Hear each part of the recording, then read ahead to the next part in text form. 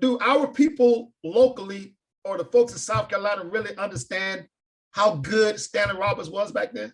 Even though he was my rival in high school, the guy was the most dominant player to ever come out of South Carolina in my eyes. People don't appreciate how good he was. And playing with him was the easiest basketball by none. When I played with him at AAU, we won the championship. It was so easy because he demanded so much attention down there. And you can admit it now. Did you guys get nervous when you came over to C.A. Johnson? Every time.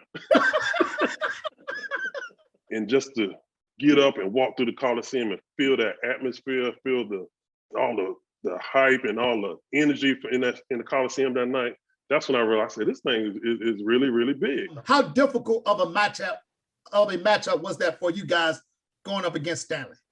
It was a nightmare, an absolute nightmare.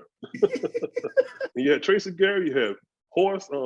Man, they had so many guys down there that I don't see too many teams, not just in South Carolina, nationally, that could probably beat that team. Say, Johnny, that pass was over the backboard. I wasn't jumping like that.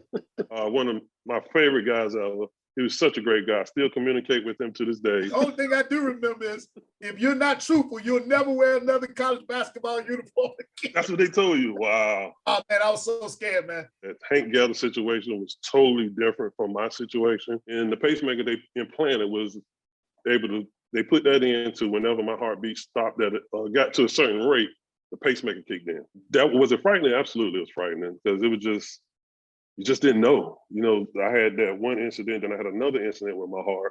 The locker room.